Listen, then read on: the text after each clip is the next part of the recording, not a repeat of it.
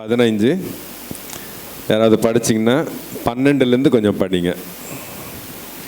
கிறிஸ்து மரித்தோரில் இருந்து எழுந்தார் என்று பிரசங்கிக்கப்பட்டிருக்க மரித்தோரின் உயிர்த்தெழுதல் இல்லை என்று உங்களில் சிலர் எப்படி சொல்லலாம்? மரித்தோரின் உயிர்த்தெழுதல் இல்லாவிட்டால் கிறிஸ்துவும் எழுந்திருக்கவில்லையே. கிறிஸ்து எழுந்திருக்கவில்லை என்றால் எங்கள் பிரசங்கமும் விருதா, உங்கள் விசுவாசமும் விருதா. மரித்தோர் உயிர்த்தெழுவாவிட்டால் தேவன் எழும்பாத கிறிஸ்துவை அவர் எழுப்பினான் என்று நாங்கள் தேவனை குறித்து சாட்சி சொன்னதினாலே தேவனுக்காக பொய் சாட்சி சொல்லுகிறவர்களாகவும் காணப்படுவோமே. மரித்தோர் உயிர்த்தெழாவிட்டால் கிறிஸ்துவும் எழுந்திருக்கவில்லை. கிறிஸ்து எழுந்திராவிட்டால் உங்கள் விசுவாசம் வீணாயிருக்கும், நீங்கள் இன்னும் உங்கள் பாவங்களில் இருப்பீர்கள். கிறிஸ்துவுக்குள் நித்திரை அடைந்தவர்களும் கெட்டிருப்பார்களே. இம்மைக்காக மாத்திரம் நாம் கிறிஸ்துவின் மேல் நம்பிக்கையுள்ளவர்களாயிருந்தால் எல்லா மனுஷரை பார்க்கிலும் பரிதபிக்கப்பட்டத்தக்கவர்களாயிருப்போம். கிறிஸ்துவோ மரித்தோரில் இருந்து எழுந்து நித்திரை அடைந்தவர்களில் முதற் பலனானார். மனுஷனால் மரணம் உண்டானபடியால் மனுஷனால் மரித்தோரின் உயிர்த்தெழுதலும் உண்டாயிற்று. ஆதாமுக்குள் எல்லாரும் மரிக்கிறது போல கிறிஸ்துவுக்குள் எல்லாரும் உயிர்ப்பிக்கப்படுவார்கள். ஆமென். போதும். அல்லேலூயா. பாப்பா படிச்சிருக்காங்க இல்லையா? அருமையாக எல்லாரும் கேட்டிருக்கீங்க. அவ்வளோ அருமையாக புரியும்படி தான் படிச்சிருக்காங்க. நல்லா கேட்குது. இதில் குறிப்பிட்டு பவுல் சொல்லியிருக்காரு, அவர் உயிர்த்தெழலைன்னா இல்லை. அது விசுவாசிக்கிறோமா நம்ம? அல்லேலூயா. ஆமென். ஒவ்வொருத்தரையும் வழி நடத்துறது இது மட்டும்தான், இந்த விசுவாசம்தான். நல்லா புரிஞ்சுக்கோங்க. நான் இப்போ அன்னைக்கு என்ன நடந்துச்சு, அந்த கல் அகற்றப்பட்டது, அது எப்படி நடந்துச்சு, இதில் நிறைய பேருக்கு நிறைய விஷயம் டவுட்லாம் இருக்குது. சில பேர் நான் கிறிஸ்தவனாக பிறந்து அப்படியே வளர்ந்து கூட நானே ஏகப்பட்ட டவுட்ஸில் தான் இருந்தேன். நான் 97 ஏகப்பட்ட டவுட்டில் தான் நான் பைபிள் படிக்க ஆரம்பித்தேன். அதுக்கு முன்னாடியெல்லாம் நான் பைபிள் படிக்கிறதெல்லாம் கிடையாது. அதுக்கப்புறமும் நான் அதை விட்டுட்டேன். ஆக்சுவலி இன்றைக்கி நான் ஒரு சாட்சியமாக சொல்கிறதுக்கும் எனக்கு ஒரு சான்ஸ் கிடச்சிச்சு. என்னென்னா, நம்ம மத்தியில் பாஸ்டர் சம்பத் குமார் இருக்கார். இவர் ஒரு ஹிந்து. எப்படிப்பட்ட ஹிந்துன்னா, எங்கே பூஜை நடக்குது அங்கெல்லாம் போய் உட்காந்துறாரு. அந்த பூஜையெல்லாம் பண்ணிக்கிட்டு அங்கே பிரசாதம் சாப்பிட்டுக்கிட்டு அப்படி தான் சுற்றிக்கிட்டு இருப்பார். நாங்கள் சின்ன வயசுலேருந்து ஃப்ரெண்ட்ஸ். ஆக்சுவலி இப்போ சபையன் ஒரு இது கொண்டு அதை வச்சு தான் அவரை பாஸ்டர் சம்பத்தையா இல்லைன்னா வாடா போடான்னு தான் பேசிப்போம். நாங்கள் அந்த அளவுக்கு சின்ன வயசுலேருந்து ஃப்ரெண்ட்ஸ் நாங்கள்.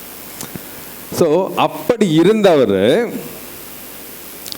திடீர்னு ஒரு கொஞ்சம் வருஷம் எங்களுக்கு அந்த ஃப்ரெண்ட்ஷிப் கொஞ்சம் தூரமாக இருந்தது, தெரியல. அதுக்கப்புறம் அவர் கர்த்தரை தெரிஞ்சுக்கிட்டு கர்த்தருக்குள்ளே இருக்கார். Okay, right. ஜெபிப்பார் நல்லா. அவரோட ஜெபங்கள் கேட்கப்படுது அப்படின்னு சொல்லிக்கிட்டே இருந்தாங்க. ஆனால் எனக்கு தெரியாது. எனக்குள்ள ஒரு அழைப்பு இருக்குது, கர்த்தர் கூப்பிட்டுட்டு இருக்காரு. ஆனால் எனக்கு பயமும் இருக்குது. என்னென்னா, ஏசப்பா கூப்பிட்டு நம்ம போயிட்டு இருக்கிறோம் அப்படின்னு சொன்னால் நம்மளுக்கு முதல்ல நம்மளை பக்கத்துலேயே வர்றது யார்? சாத்தான் வரும். டேய் போவாத, நீ அங்கே போனால் இப்படி ஆகிடும் அப்படி ஆகிடுன்னு ஏதாவது ஒன்று சொல்லி நம்மளை வழி மாற்றி கூப்பிட்டு போயிட்டே இருப்பாங்க. ஸோ அதுக்கு பயந்தே நான் அப்படியே இருப்பேன். ஒரு நாள் என் பொண்ணுக்கு உடம்பு சரியில்லை. ஒரு 3 நாளாக அப்படியே பெட்லேயே இருக்காங்க. கர்த்தர் என்கிட்ட பேசுகிறாரு, ஜெபிக்கணும் அப்படின்ட்டு. நான் அதெல்லாம் பெருசாக நான் பண்ணுறதில்ல அந்த டைமில். சரி அப்படின்னு ஃபோன் பண்ணேன். சம்பத் எங்கடா இருக்க? ஆஃபீஸ் போயிட்டுருக்கேன். சரி, போகும்போது வீட்டுக்கு கொஞ்சம் பாப்பாவுக்கு உடம்பு சரியில்லை, ஜெபிச்சுட்டு போகணும். என் நண்பன் வந்தான். ஒரு டம்ளர் தண்ணி எடுத்துகிட்டு வா, ஓகே எடுத்துகிட்டு வந்து கொடுத்தேன். ஜெபிச்சு தண்ணி கொடுத்தேன், குடிச்சிட்டு சரி நான் போகிறேன்னு போயிட்டேன். 1/2 hour கழிச்சு எழுந்திரிச்சு உட்காந்துட்டு, நான் அப்பாயின்மெண்ட்லாம் எடுத்திருந்தேன் டாக்டர்கிட்ட. எழுந்திரிச்சு உட்காந்துட்டு வேண்டாம் டாக்டர் நாளைக்கு பார்த்துக்கலாம், இன்கேஸ் இன்னைக்கு சரியாகலைன்னா நாளைக்கு பார்த்துக்கலான்ட்டாங்க என் பொண்ணு. அப்போது எனக்குள்ளே வந்து ஒரு விஷயம் ஒன்று பேசுது. இப்போ ஜெபிக்க நீ கூப்பிட்டல, என்ன நடந்துச்சு? நல்லது தானே நடந்துச்சு, நீ ஏன் பயப்படுற? ஏன்னா நான் ரொம்ப வருஷமாக பயந்து தூரமாகவே இருந்தேன். இந்த மாதிரி நமக்குள்ளே கூட நிறைய பேருக்கு அந்த மாதிரி இருக்கும். அந்த மாதிரி தூரமாக இருக்கும்போது நம்ம இந்த உயிர்த்தெழு நாள் மாதிரி நம்ம வந்து மறுபடியும் அவர்கிட்ட போகிறதுக்கு வழிகள்லாம் கிடையாது. நமக்கு எப்போ விசுவாசத்தோடு நம்ம வந்து அவரை பின்தொடர்றோமோ அப்போ தான் நம்மளுக்கு அந்த வழி திறக்கும். அல்லேலூயா. இல்லைன்னா நான் வந்து கிறிஸ்துவன் தான், நான் வந்து பைபிள் படிப்பேன், நான் ஜெபிப்பேன், இதெல்லாம் பத்தாது. விசுவாசத்தோடு அவரை பின்தொடர்ந்து போனாதான். ஸோ நிறைய பேருக்கு இந்த டவுட்ஸ் எல்லாம் இருக்குது. ஆக்சுவலி வந்து ஏசப்பா வந்து இறந்துட்டார், அதுக்கப்புறம் உயிர்த்தெழல, 3வது நாள் எழுந்திருக்கவே இல்லை அப்படின்ட்டு ப்ரூவ் பண்ணுறதுக்கு நிறைய பேர்லாம் ட்ரை பண்ணியிருக்காங்க. ஒருத்தர் வந்து ஃப்ராங்க் மோரிஸ், அவர் வந்து 30 வருஷம் கஷ்டப்பட்டு இதை நிரூபிக்கலாம் அப்படின்னு சொல்லிட்டு 30 வருஷம் கஷ்டப்பட்டு என்னென்னமோ ட்ரை பண்ணியும் கடைசியில் முடியவே இல்லை. அவருக்கு முடியல அப்படின்னு அதுக்கப்புறமா அவர் அந்த புக்கை எழுதுகிறார். ஒரு புக்கு. அந்த புக்கில் வந்து ஃபஸ்ட்டு சாப்டர் வந்து தேடியும் கிடைக்காத பதில் அப்படின்றது தான் சாப்டர் ஸ்டார்ட் ஆகுது. அண்டு அந்த புக்கோட நேம் நீ கூகுள் பண்ணாலும் கூகுளில் இருக்கும். Who mood the rock? அந்த கல்லையை அகற்றியவர் யார்? ஆனால் அவங்களால முடியல, நிரூபிக்கவே முடியலன்னா இது உண்மை. அவர் நமக்காக மரித்தார், நமக்காகவே உயிர்த்தெழுந்தார். அவர் மனுஷனாக மரித்தார், கடவுளாக உயிர்த்தெழுந்தார். 2 விதமாகவும் நம்ம கூட இருந்திருக்கார். அவர் எழுந்துக்கிட்டும் இருக்கார். அவர் மனுஷனா, ஆமாம், மனிதனாக பிறந்தார், மனிதனாகவே வாழ்ந்தார். எப்படி இந்த உலகத்தில் வந்து நம்மளால் வாழ முடியும், பரிசுத்தமாக வாழணுன்னா இப்படி வாழலாம் அப்படின்றதும் காட்டி விட்டார். அதுக்கப்புறம் 3வது நாள் உயிர்த்தெழுந்த அவர் தான் கடவுள் அப்படின்னு சொல்லிட்டு நம்மளோட கர்த்தர் நம்மளுக்கு வந்து காண்பித்தார். அல்லேலூயா. ஸோ பவுல் வந்து அவர் அழகாக ஒவ்வொரு விஷயமும் சொல்லார். அவர் வந்து சாதாரணமாக வந்து ஒவ்வொரு விஷயமும் சொல்ல, அவர் ஒவ்வொருத்தருக்கும் வந்து ஒவ்வொரு பாடமாக சொல்லிட்டு இருக்காரு. அவர் வந்து அவரை விசுவாசிக்கலை, அவர் உயிர்த்தெழலை அப்படின்னு சொன்னால் நம்மளும் அவ்வளோதான். ஆனால் அவர் சொல்லியிருக்காரு அவரும் உயிர்த்தெழுந்திருக்காரு, அது வந்து ப்ரூவன். அப்போ நம்ம வந்து உயிர்த்தெழுதும், நம்மளும் மறுபடியும் அவர் கூட போயிட்டு நம்ம பரலோக ராஜ்யத்தை சேரணும்னா அப்போ நம்ம என்ன பண்ணணும்? இந்த ஈஸ்டர் பண்டிகை நல்லா கொண்டாடணும், அப்படி தானே? அல்லேலூயா. அப்படி தானா? இது மட்டும் இல்லை, ஒவ்வொரு நாளும் ஈஸ்டர் தான். ஆமென். ஒவ்வொரு நாளும் ஈஸ்டர் தான். அப்படி தான் இருக்கணும். ஆனால் நம்ம என்னன்னா தேவைகளுக்காக நம்ம வந்து கர்த்தரை தேடுறோம். நிறைய பேர், என்னையும் சேர்த்தான். நானும் வந்து ஜெபம் ஆரம்பித்த உடனே என்ன பண்ணுறோம்? அவரோட நாமத்தை வந்து மகிமைப்படுத்துகிறோம். அதுக்கு அடுத்தது வந்து என்னென்னா ஃபுல்லாக வந்து ரிக்வெஸ்ட் தான். எனக்கு இது வேணும், அது வேணும், இவங்களுக்கு அதை கொடு, இதை கொடு, இதுதான் கேட்டுக்கிட்டு இருக்கோம். ஆனால் முக்கியமாக நம்மளுக்கு தேவை என்ன? அந்த ராஜ்யம். ஹல்லேலூயா. அங்கே போகணுன்னா என்ன பண்ணணும்? ஆமென். ஜெபிக்கணும், விசுவாசத்தோடு ஜெபிக்கணும். ஸோ நம்ம பார்த்துருக்கோம், நமக்கு வந்து லூக்கா எழுதின சுவிசேஷத்தை இல்லை நம்ம தேவையில்லை, நம்ம விஷயம் மட்டும். ஏன்னா அப்புறமா கூட படிங்க, அதில் வந்து நம்மளுக்கு வந்து இருக்குது. அதாவது வந்து பார்க்கும்போது வந்து கல் அகற்றப்பட்டிருக்கு. யார் அந்த கல்லை அகற்றுனாங்க? ஆச்சரியம். அங்கே வந்தது முக்கியமாக முதல்ல வந்தது வந்து பெண்கள் தான்.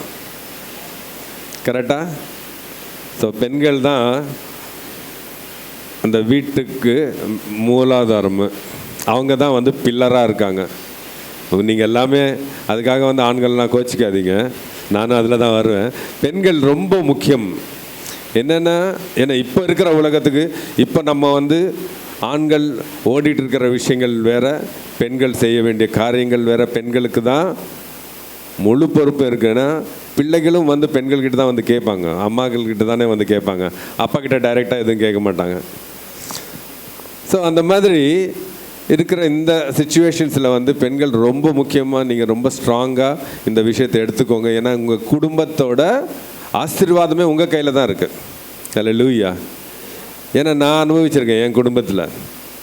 நான் இப்போது ஒரு ஊழியக்காரனாக நான் இங்கே நிற்கிறேன் அப்படின்னா எங்கள் அம்மாவோட ஜபங்கள் தான். அல்லேலூயா.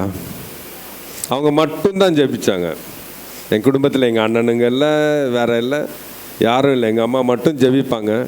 எனக்கு ஜெபிக்க கற்றுக் கொடுத்தாங்கம்மா. ஜெபிக்க மட்டும்தான் கற்றுக் கொடுத்தாங்க. எனக்கு ஜெபிக்க மட்டும்தான் தெரியும். கர்த்தர் என்ன கூப்பிட்டப்போ எனக்கு ஜெபிக்க மட்டும்தான் தெரியும். நான் அதை இவங்ககிட்ட கேட்டேன். நான் எனக்கு வந்து ஆர்வமாக இருக்குது, என்னை கூப்பிட்டுட்டு இருக்காரு, அழைப்பு இருக்குது, என்ன பண்ணலாம் ஜபத்தில் வைக்கலாம். சரி, ஓகே, ஜபத்தில் வச்சுட்டு அதுக்கப்புறமா நீ ஆரம்பிக்கிறதா இருந்தால் அதுக்கப்புறமா ஆரம்பி அப்படின்னு கொஞ்சம் மாதம் போச்சு. ஒரு நாள் அப்படி இல்லைன்னு 2 பேரும் உட்காந்தோம். டெய்லி நைட் டைம் வந்து உட்காந்து 2 பேரும் பேசிகிட்டு இருப்போம். பைபிளில் என்ன விஷயம், கர்த்தர் என்னெல்லாம் சொல்கிறாரு, நம்ம எப்படியெல்லாம் இருக்கணும். ஐயா ஒரு விஷயம் சொன்னார், இந்த காணிக்க விஷயங்கள் சொல்லிகிட்டு இருந்தார். மேபி சில பேருக்கு வந்து என்னடா இது இப்போ ஐயா சொன்ன மாதிரி தான், என்னடா காணிக்கையாக கேட்டுக்கிட்டு இருக்காரு. காணிக்கை யாருக்கு? கர்த்தருக்கு ஸ்தோத்திரம். அல்லேலூயா. காணிக்கை தேவனுக்கு. நம்ம பழைய ஏற்பாட்டில் பார்த்தோன்னா பலிகள் எப்படி கொடுக்கப்பட்டதுன்னு, ஒரு ஆட்டை பலி கொடுக்குறாங்க. அந்த ஆட்டை வந்து சும்மா வந்து அந்த ஆட்டை ஏதோ ஒரு ஆட்டை எடுத்துகிட்டு போயெல்லாம் பலி கொடுக்க மாட்டாங்க. அதை பார்க்கறதுக்குன்னே சில ஆட்கள் இருக்காங்க. அவங்க தான் அதை பார்ப்பாங்க. அது கரெக்டாக வந்து வரணும், அதுக்கு கீழே விழுந்ததும் அது எழுந்திரிச்சு ஓடணுமா, நடக்கணுமா. இல்லை அப்படியே விழுந்தே இருந்துச்சுன்னா அது வந்து பலிக்கு உகந்தது ஆகாது. அந்த மாதிரி விஷயங்கள் இருக்குது. நம்ம கொடுக்குற விஷயம் நம்ம இங்கேருந்து வரணும். அப்போ தான் நம்மளுக்கும் வந்து அதே மாதிரி தான் கர்த்தர் கொடுப்பார். ஸோ இந்த விஷயம் மட்டும் இல்லை, காணிக்க வந்து நீங்கள் பணமாக கொடுக்கறது மட்டும் இல்லை. ஐயா இப்போ சொன்னார், கிராம ஊழியம் 2-3 பேர் மட்டும்தான் கை தூக்குனீங்க. இல்லை, நான் நினச்சேன் குறைஞ்சது வந்து இதில் வந்து பாதி பேர் கை தூக்கிடுவாங்கன்னு நினச்சேன். ஆனால் 2 பேர் மட்டும்தான் தூக்கியிருக்கீங்க. எல்லாருமே வந்து ஊழியம் பண்ணணும். எனக்கு இப்போ இந்த ஒரு சான்ஸ் கிடச்சதுக்கு நான் வந்து ரொம்ப சந்தோஷப்பட்டுட்டு இருக்கேன். நான் இன்னும் ஜெபிச்சுக்கிட்டு இருக்கேன். எப்படின்னா, முழு நேரமாக நான் ஊழியம் பண்ணணும்னு. அல்லேலூயா. நான் ஒரு கம்பெனியில் ஒர்க் பண்ணிகிட்டு இருக்கேன். நான் டெப்யூட்டி ஜெனரல் மேனேஜராக ஒர்க் பண்ணிகிட்டு இருக்கேன். ஐயா வந்து கெஸ்டட் ஆஃபீஸராக இருக்கார் மெட்ரலாஜிக்கல் டிபார்ட்மெண்ட், சென்ட்ரல் கவர்மெண்ட் டிபார்ட்மெண்ட்டில். நாங்கள் 2 பேரும் ஓடிக்கிட்டு தான் இருக்கோம். இப்போது காலையில் நான் 5 மணிக்கு அவர் வீட்டுக்கு போய்ட்டு அவரை கூட்டிகிட்டு ஆவடி கிட்ட அங்கே ஒரு சர்ச்சில் அவரை ட்ராப் பண்ணிவிட்டு நான் இங்கே வந்துட்டேன். அவர் அங்கே முடிச்சுட்டு இப்போ இங்கே வந்துட்டார். அவர் கெஸ்டட் ஆஃபீஸர். நான் வந்து ஒரு கம்பெனியில் டெப்யூட்டி ஜெனரல் மேனேஜராக இருக்கேன். ஆனால் எங்கள் 2 பேரோட வாஞ்சை என்ன அப்படின்னா, எங்கே சான்ஸ் கிடைச்சாலும் அவரை பற்றி நம்ம வந்து சொல்லணுன்னா ஓடி போய்டும்.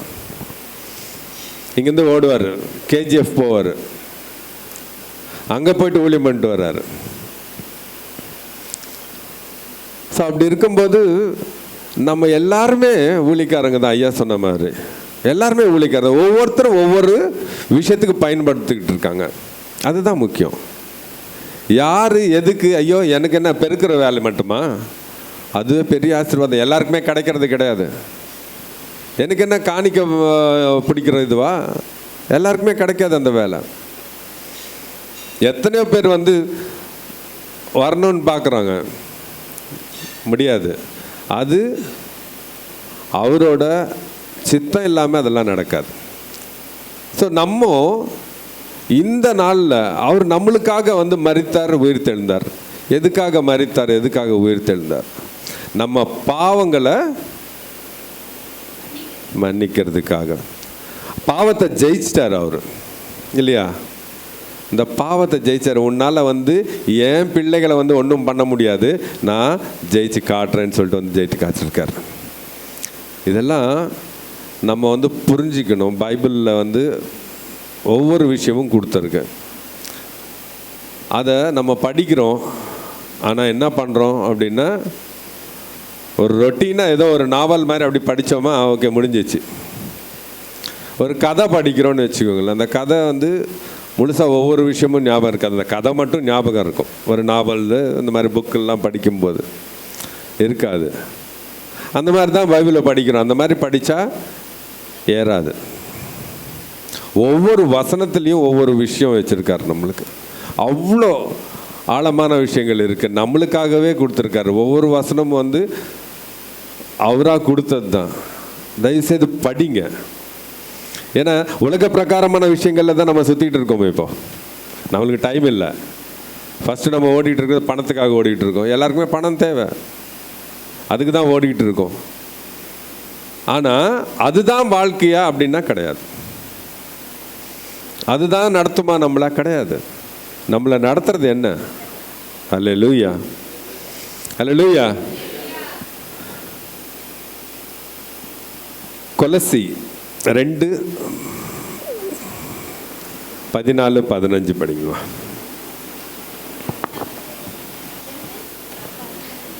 நமக்கு எதிரடையாகவும் கட்டளைகளால் நமக்கு விரோதமாகவும் இருந்த கையெழுத்தை கொலைத்து அதை நடுவில் இராதபடிக்கு எடுத்து சிலுவையின் மேல் ஆணி எடுத்து துரைத்தனங்களையும் அதிகாரங்களையும் முறிந்து கொண்டு வெளியரங்கமான கோலமாக்கி அவைகளின் மேல் சிலுவையிலே வெற்றி சிறந்தார்.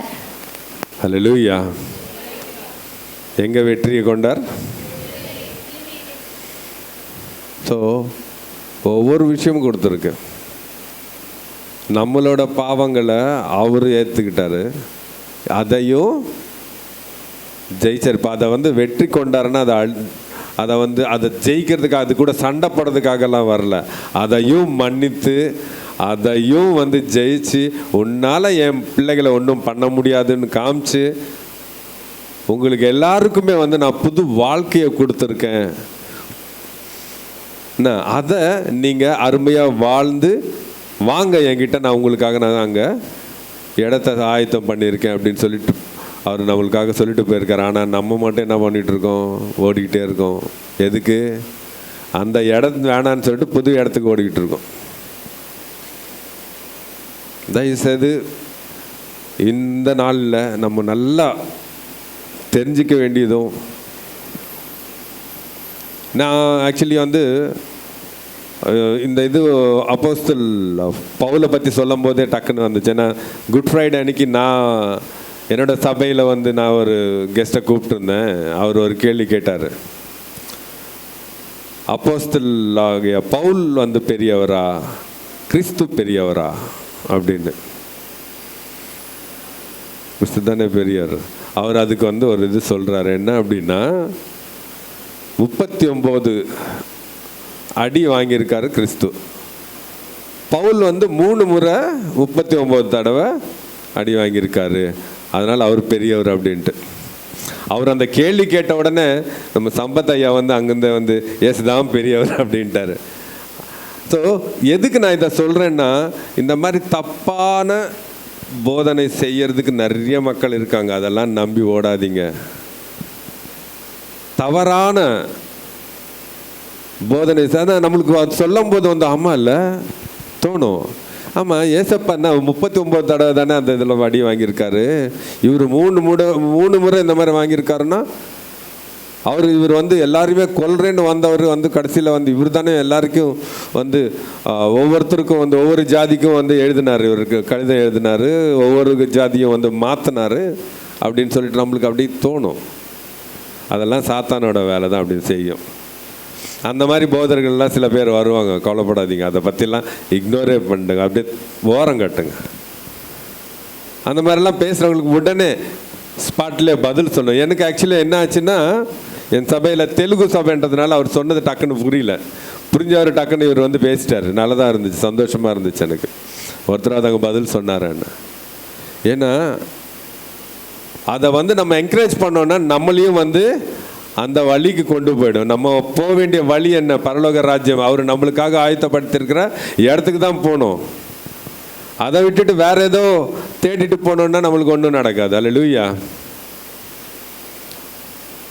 அதனால் இந்த சிச்சுவேஷன்ஸ்லையும் நம்ம தெரிஞ்சிக்க வேண்டிய விஷயம் என்னென்னா, நம்ம மட்டும் இல்லைங்க, நம்ம கிறிஸ்துவை ஏற்றுக்கொண்டோம், நம்ம எந்த மாதிரி நம்ம வாழ்ந்துக்கிட்டு இருக்கோம், நம்ம எந்த மாதிரி பக்தியோடு இருக்கோம் அப்படின்னு பார்த்தோன்னா நம்ம கம்மியாக தான் இருக்கோம். நம்ம பார்க்குறோம் வெளியே சில, அதாவது யாரையும் குறிப்பிட்டு அப்படின்றதில்ல, நம்ம வந்து ஓகே ஓப்பனாக சொல்லணுன்னா அந்நியர்கள் அவங்க எப்படிலாம் இருக்காங்கன்னா, அந்த டைம் அந்த கஸ்டம்ஸ், அந்த அதாவது அந்த கோயிலோட இதெல்லாம் என்னென்ன பண்ணணுமோ அதெல்லாம் கரெக்டாக எடுத்துகிட்டு போயிடுவாங்க. அந்த டைமுக்கு இருப்பாங்க. அந்த மாதிரி அந்த சமயத்தில் வந்து ஃபோன் எடுக்க மாட்டாங்க. அவ்வளோ பர்ஃபெக்டாக இருப்பாங்க. அவங்க கும்பிட்றது என்னென்னா வெறும் கல். ஆனால் நித்திய ஜீவன் கொண்ட கர்த்தரை நமக்கு துதிக்கிறோம், நம்ம வந்து கொண்டாடிட்டு இருக்கோம், நம்ம அவரை வந்து தொழுதுகிட்டு இருக்கோம். ஆனால் நம்ம என்னடான்னா நம்மளுக்கு வந்து கொஞ்சம் எக்ஸம்ஷன்ஸ் எடுத்துக்கிறோம். நம்மளாவே என்னென்னா மன்னிப்பு கேட்டால் மன்னிச்சிடுவார் நம்ம கடவுள், அது அட்வான்டேஜ் எடுத்துக்கிறோம். ஆனால் சும்மாலாம் மன்னிச்சுட்டே இருக்க மாட்டாங்க. எல்லாத்துக்குமே கணக்கு இருக்குது, கணக்கு போடுவாங்க. அதுக்கேற்ற மாதிரி தான் ஒவ்வொருத்தரும் யார் எப்படி போவாங்கன்றது இருக்குது. அல்லேலூயா. சும்மா எல்லாம் வந்து ஓகே மன்னிச்சிட்டாரு வந்து சண்டே மட்டும் வந்துட்டு மன்னிப்பு கேட்டுட்டு மண்டே போயிட்டு வேற விஷயங்கள் பண்ணிட்டு இருக்கிறதுலாம் வந்து மன்னிப்பு கிடையாது. ஒவ்வொரு நாளும் சண்டே தான். அல்லேலூயா. அதுதான் தேடணும். அதெல்லாம் இல்லை. நம்ம என்னோட சொந்தத்திலேயே ஒருத்தர் வந்து சொல்கிறாங்க, சரி விடுப்பா, நீ பண்ணுறல்ல, அம்மா வந்து ஜெபிச்சாங்க, நீ ரட்சிக்கப்பட்ட, இப்போ நீ ஆரம்பிச்சிருக்க, நாங்கள்லாம் ரட்சிக்கப்படும், டைம் வரட்டும், இப்போ நாங்கள் ஜாலியாக இருந்துக்கிறோம், இப்போ ஜாலியாக இருந்துக்கிறோம், அது வரட்டும், எல்லாம் முடிஞ்சதுக்கு அப்புறமா முடியாத டைமில் அப்போ வந்து கடவுளை தேட்டு வரும் என்ன அப்படின்னு கேட்குறாங்க. கரெக்டு தான், ஓகே வாங்க. அப்பவும் மன்னிப்பார் என் கர்த்தர். என் கர்த்தர் பெரியவர், அன்பானவர். யார் வந்தாலும் சரி மன்னிப்பு கொடுப்பாரு, அன்பா இருப்பாரு. ஆனால் கணக்கு இருக்குல்ல. அல்லேலூயா. கணக்கு இருக்குல்ல, கணக்கு பண்ணி தானே வரும். இப்போ ஐயா வந்து இருக்காரு, அவர் வந்து ஒரு சென்ட்ரல் கவர்மெண்ட்டில் வந்து கஸ்டட் ஆஃபீஸரு. அவர் ஆஃபீஸுக்கு போயிட்டு நான் வந்து அவன் இருக்கா, நான் சம்பத்து இருக்கானான்னு கேட்டால் ஒத்துப்பானா? டேய் யார் நீ, முதல்ல வெளியே நில்லு, எங்கள் ஆஃபீஸரை வந்து நீ என்ன கேட்குறேன், வெளியே நில் அப்படின்னு நிற்க வச்சுருவாங்க. என்ன அப்படின்னா அதுக்கு ஒரு தகுதி இருக்குது. அவர்கிட்ட போகணுன்னா ஒரு முறையாக போகணும். நம்ம பேசுகிற விஷயம் ஒன்று இருக்குது, நம்ம பேசுகிறது எல்லாமே கூட வந்து இருக்குது. நம்ம எப்படின்னாலும் அப்படி பேசிட முடியாது, எப்படின்னா அப்படி வாழ்ந்துட முடியாது எங்கேயும். ஆனால் நம்ம இடத்துல தான் நம்மளுக்கு அட்வான்டேஜ் ஜாஸ்தி. நம்ம தான் ஃபோன் எடுத்துகிட்டு வரோம், இந்த சமயத்தில் உட்காந்து சபையில் உட்காந்து நம்ம ஃபோனை நோண்டிகிட்டு இருப்போம். நானும் பண்ணிகிட்டு இருக்கேன். அதுக்காக வந்து நான் வந்து வேறு எதுவும் நோண்டலைங்க, நான் வசனத்தை தான் எடுத்துக்கிட்டு இருக்கேன். அல்லேலூயா. என்ன எடுத்துக்கிட்டு இருக்கோம். ஆனால் அது எதற்கு பயன்படுத்தணுமோ அதுக்கு மட்டும்தான் பயன்படுத்துங்க. எந்த சமயத்தில் பயன்படுத்தணுமோ அந்த சமயத்தில் பயன்படுத்துங்க. அவர் நமக்காக எவ்வளோ பாடுகள் பட்டார், முடியுமா அது நம்மளால்? இந்த கீழேருந்து மேலே ஏறி வர்றதுக்குள்ளே மூச்சு வாங்குது. ஒரு சிலுவையை சுமந்து அவர் வந்து நமக்காக தன்னோட ரத்தத்தை சிந்து நம்மளை இவ்வளோ பாவங்கள் பண்ணாலும் நம்ம பாவங்களெல்லாம் எடுத்துட்டு நம்மளை பரிசுத்தமாக்கிட்டு அவர் மரித்திருக்காரு. இன்னைக்கு அவர் உயிர் தெளிந்திருக்கார். எதுக்காக இதெல்லாம் பண்ணியிருக்காரு? நம்ம பலியாக ஓடக்கூடாதுன்னு சொல்லிட்டு அவர் பலியாக வந்து நம்மளை வந்து காப்பாற்றுறதுக்காக வந்தார், காப்பாற்றி கொடுத்துட்டாரு. இது காப்பாற்றிக்க முடியலையே நம்மளுக்கு, இது காப்பாற்றிக்க முடியல. இன்னும் ஒரு ஆங்கிலிக்கன் சர்ச்சில் லண்டனில் வந்து நம்ம இந்தியன் பிரசிடெண்ட், செகண்ட் பிரசிடெண்ட், அவர் அங்கே ஆங்கிலிக்கன் சர்ச்சில் அவர் அங்கே போயிருக்கார் ஒரு வாட்டி. அங்கே போனப்போ அவர் ஆக்சுவலி வந்து கிறிஸ்டியன் கிடையாது, அவர் ஒரு ஹிந்து. அவங்க பேச சொல்லி கொடுத்தப்போ ஆனால் வந்து அவருக்கு கிறிஸ்துவ ரொம்ப பிடிக்குமா. அவர் ரொம்ப, அதாவது என்ன சொல்லுவாங்க, ஃபேனுன்னு சொல்லுவாங்க, கிறிஸ்துவுக்கு ஃபேன். அங்கே வந்து சொல்கிறாரு, நீங்கள் எல்லாமே வந்து அதிர்ஷ்டசாலிங்க, ஏன்னா உங்களுக்கு மன்னிப்பு இருக்குது, உங்கள் கர்த்தர் வந்து எல்லாருமே மன்னிச்சிருக்காரு. ஆனால் எங்களோட சாமியெல்லாம் வந்து தண்டிக்கிறாரு தான் வருவாங்களே தவிர மன்னிக்கிறதுக்கு வர மாட்டாங்க. நீங்கள் பாருங்கள், மற்ற இதெல்லாம் பார்த்தா தண்டிக்கிறதுக்கு வருவாங்க, தண்டிச்சுட்டு போயிடுவாங்க.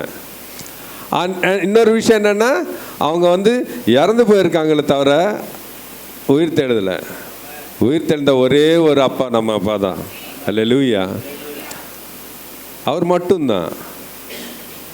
நீங்கள்லாம் அதுக்கு தான் அதிர்ஷ்டசாலிகள் அப்படின்றாரு. ஏன்னா அவர் மனிதனாகவும் இருந்திருக்காரு, கடவுளாகவும் இருக்காரு, நித்திய ஜீவனாகவும் இருக்காரு, நம்மளுக்கும் நித்திய ஜீவனை கொடுக்க ஆயத்தமாக இருக்கார். அல்லேலூயா.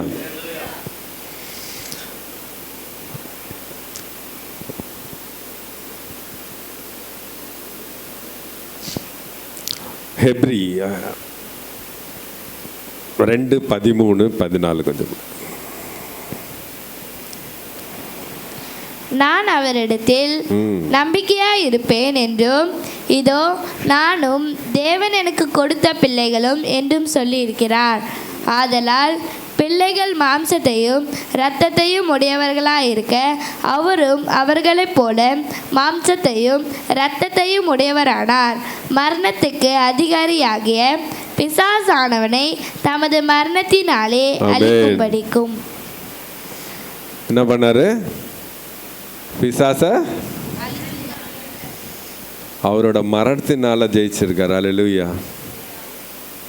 தன்னோட பிள்ளைகளை வந்து எங்குமே வந்து தவற விடாமல் காப்பாற்றி வச்சிருக்காரு. நம்ம இப்போவும் நம்ம ஓடிட்டு இருக்கிற விஷயம் என்னன்னா, அதுக்கு தான் ஓடிட்டு இருக்கோம். ஆனால் உண்மையாக தெரிஞ்சுக்கிட்டவங்க இருக்காங்க பார்த்தீங்களா, நடுவில் வந்து தெரிஞ்சுக்கிறாங்களே கர்த்தரை, அவங்க தான் வந்து ரொம்ப ஆர்வமாக இருக்காங்க. நான் வந்து நான் பிறப்புலேருந்தே நான் வந்து கிறிஸ்துவன், நான் வந்து அப்படின்னு சொல்லிக்கிட்டு இருக்கிறவங்கெல்லாம் வந்து எக்ஸம்ஷனை எடுத்துக்கிட்டு மன்னிப்பார், நம்ம மன்னிப்பு கேட்டுக்கலாம் அப்படின்னு சொல்லிட்டு அப்படி ஓடிட்டு இருக்காங்க. அப்படிலாம் கிடையாது. ஒவ்வொருத்தருக்கும் ஒவ்வொரு விஷயங்கள் இருக்குது. மரணம் எங்கேருந்து வந்துச்சு? நம்மளுக்கு தவறு செஞ்சதுனால தான் வந்துச்சு. ஆதாமிலேருந்து வந்துச்சு. அங்கேருந்து மரணம் ஆரம்பிச்சது. நம்ம பண்ண பாவங்களுக்காக மரணம் வந்தது. அதை ஜெயிச்சு மீண்டும் உயிர்த்தெழுந்து நம்மளுக்கு மறுபடியும் ஒரு நித்திய ஜீவனை கொடுத்துருக்காரு. அதை காப்பாற்றிக்கணுமே. அல்லேலூயா. மறுபடியும் அந்த இதில் போனோன்னா நம்ம கொரிந்தி 22-23 மட்டும் படிங்கம்மா.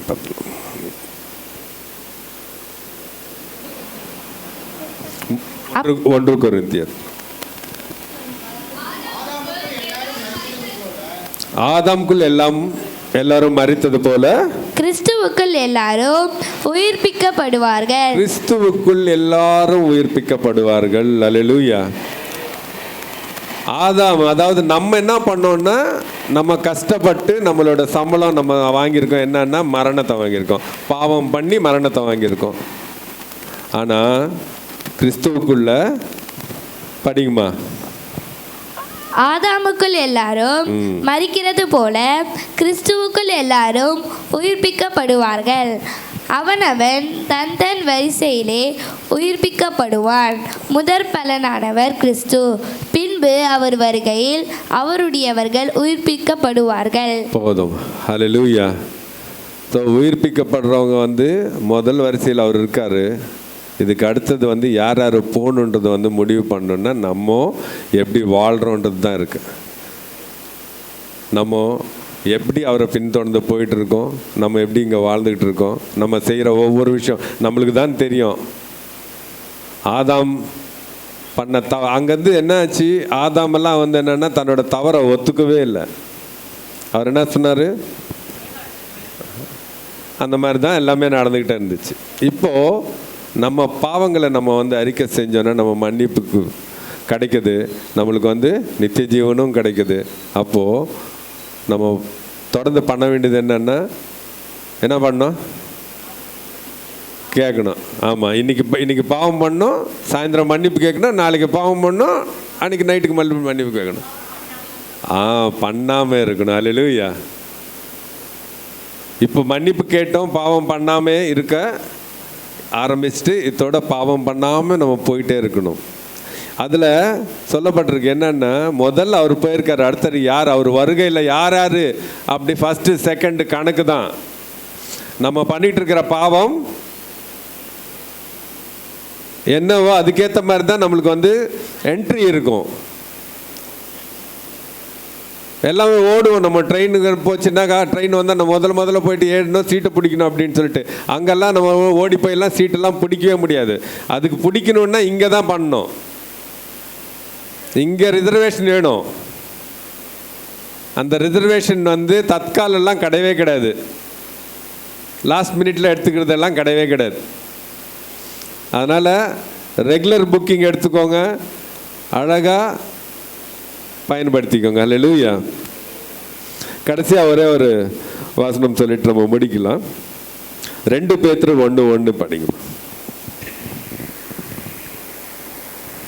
நம்முடைய தேவனும் இரட்சகருமாயிருக்கிற இயேசு கிறிஸ்துவினுடைய நீதியால் எங்களைப் போல அருமையான விசுவாசத்தை பெற்றவர்களுக்கு இயேசு கிறிஸ்துவின் ஊழியக்காரனும் அப்போஸ்தலனுமாகிய சீமோன் பேதுரு எழுதுகிறதாவது, தேவனையும் நம்முடைய கர்த்தராகிய இயேசுவையும் அறிகிற அறிவினால் உங்களுக்கு கிருபையும் சமாதானமும் பெருக கடவது. தம்முடைய மகிமையினாலும் காருண்யத்தினாலும் நம்மை அழைத்தவரை அறிகிற அறிவினாலே ஜீவனுக்கும் தேவ பக்திக்கும் வேண்டிய யாவற்றையும் அவருடைய திவ்ய வல்லமையானது நமக்கு தந்தருளும் அன்றி. ஆமென். அல்லேலூயா. சீமோன் பேதுரு சொல்றார், ஏன்னா கூட இருந்தார். சீமோன் பேதுரு வந்து எப்படி ரொம்ப ஃபாஸ்ட், அவர் உடனே எல்லாம் முடிவெல்லாம் எடுப்பார், உடனே சண்டைக்கு போயிடுவார்.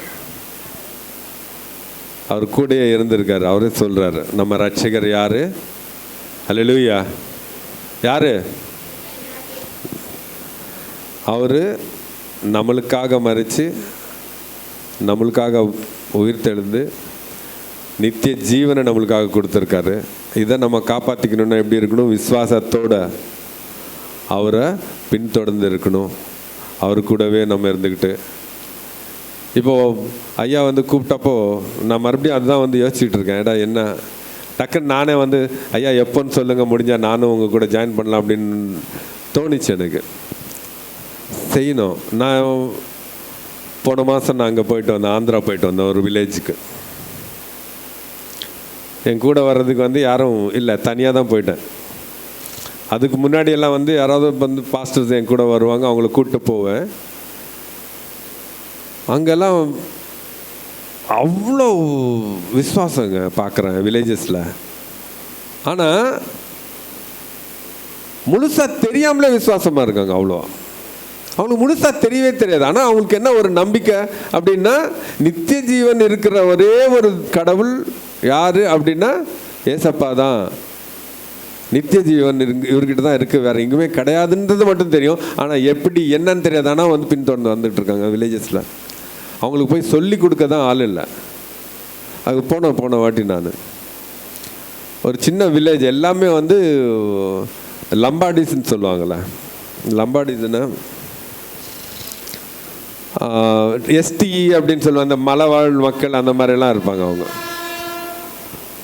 அவங்க அவங்களுக்கு ஒரு பாஷை இருக்குது, அந்த பாஷையில் பாட்டெல்லாம் பாடுறாங்க.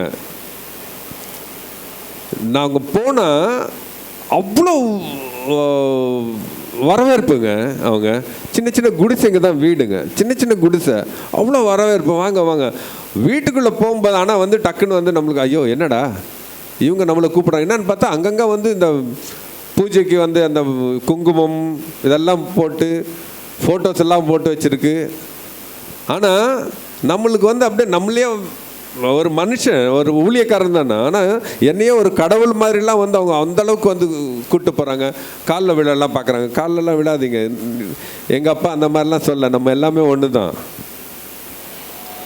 அப்படின்னு சொல்கிறோம். அவங்களுக்கு சொல்லி கொடுக்குறோம் என்ன யார் காலில் விழணும், நீ இங்கே இந்த மனுஷன் காலில் கிடையாதுமா விட வேண்டியது, அவங்களுக்கு சொல்லி கொடுக்குறோம்.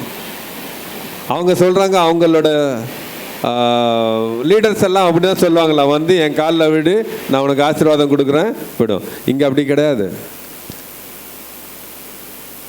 ஊழியக்காரர் யாருமே வந்து அந்த மாதிரிலாம் நீ வந்து காலில் விடுன்னு யாருமே நம்ம ஆளுங்க சொன்னதே கிடையாது. என்னென்னா நாங்கள்லாம் யாருமே கிடையாது, எங்களை வந்து ஒரு கருவியாக பயன்படுத்தி இங்கே வந்து நிற்க வச்சிருக்காரு, அவ்வளோதான். அவர் தான் எல்லாமே, அவர் மூலியமாக தான் முடியும், கிறிஸ்துவால் மட்டும்தான் முடியும் எதுவாக இருந்தாலும். ஸோ அந்த வில்லேஜஸ் போனால் அவ்வளோ விசுவாசம் இருக்கு. ஆனால் அவங்களுக்கு தெரியல, அவங்களுக்கு சொல்லி கொடுக்கறதுக்கு ஆள் இல்லை. அன்னைக்கு நானும் இன்னொரு தெலுங்கு பாஸ்டர், நாங்கள் 2 பேர் அங்கே வந்து ஊழியம் பண்ணுறோம். ஒரு 2 ஃபேமிலி ஓடி வந்துட்டாங்க. ஐயா நீங்கள் இங்கே வந்து சபை ஆரம்பிங்க, நாங்களும் வரோம், நாங்கள் உங்களுக்கு சப்போர்ட் பண்ணுறோம் அப்படின்னு சொல்லிட்டு வந்துட்டாங்க. அது பக்கா ஹிந்துஸ் அவங்க, அந்த மாதிரிலாம் இருக்காங்க. ஆனால் நம்ம தான் வந்து கொஞ்சம் கேஷுவலாக எடுத்துக்கிறோம். அது கொஞ்சம் இருக்கும் நம்மளுக்கு. என்னென்னா நம்ம சொந்த அப்பா இல்லை அல்லேலூயா, நம்ம சொந்த அப்பா கிட்ட அம்மா கிட்ட நம்மளுக்கு கொஞ்சம் கேஷுவாலிட்டி ஜாஸ்தியாக தான் இருக்கும். நம்மளுக்கு நம்ம அப்பா தானே, என்ன சொல்லிக்கலாம் விடு அப்படின்ட்டு அந்த மாதிரி தான் இருக்கும். ஆனால் ஒரே ஒரு விஷயம், நம்ம போகிறது எந்த ஒரு ரிசர்வேஷனில் போகிறோன்றது தான் முக்கியம். ஸோ ஒவ்வொருத்தருக்கும் ஒவ்வொரு இது இருக்குது. நம்ம பண்ணுற ஒவ்வொரு விஷயம் நம்மளுக்கு தான் தெரியும். சபைக்குள்ளே நம்ம என்ன பண்ணிகிட்டு இருக்கோம், நம்ம என்ன யோசிச்சுட்டு இருக்கோம், வீட்டில் என்ன பண்ணிகிட்டு இருக்கோம், என்ன யோசிச்சுட்டு இருக்கோம், நம்ம வந்து தனியாக இருக்கும் போது என்ன மாதிரிலாம் தப்பு பண்ணிகிட்டு இருக்கோம், என்ன யோசிச்சுட்டு இருக்கோம், எல்லாமே நம்மளுக்கு மட்டும்தான் தெரியும். அதனால் நம்மளை நாம் கொஸ்டின் பண்ணிக்கணும். நாம தான் கொஸ்டின் பண்ணிக்கணும். நம்ம சிலுவை நம்ம தான் சுமக்கணும்னு சொல்லணும். அந்த மாதிரி அதை கொஸ்டின் பண்ணிவிட்டு நம்ம திருத்திக்கிட்டு நம்ம ரெடி ஆகிட்டோன்னா, நம்ம ஆயத்தமாக இருந்தோம்னா, நித்திய ஜீவன் இருக்கிற கர்த்தர் வந்து நம்மளுக்கு நித்திய ஜீவனை கொடுப்பார். அந்த இடம் நம்மளுக்கு வந்து ஆயத்தமாக இருக்கும். அங்கே தான் வந்து பரிசுத்தமான விஷயங்கள் இருக்குது. இந்த உலகத்தில் நம்மளுக்கு எதுவும் கிடையாது. அல்லேலூயா. அதனால் எல்லாருமே ஆயத்தமாக இருங்க. அவர் நம்மளுக்காக உயிர் தெழுந்தார். அவருக்காக நம்ம எல்லாம் பண்ணணும் அப்படின்றது நம்ம யோசித்து அதுக்கு உண்டான விஷயங்கள் நம்ம பண்ணுறதுக்கு நம்ம முழுமையாக தயாராக இருப்போம். வாய்ப்பு கொடுத்ததுக்கு ஐயாக்கும் சகோதரிக்கும் நன்றி.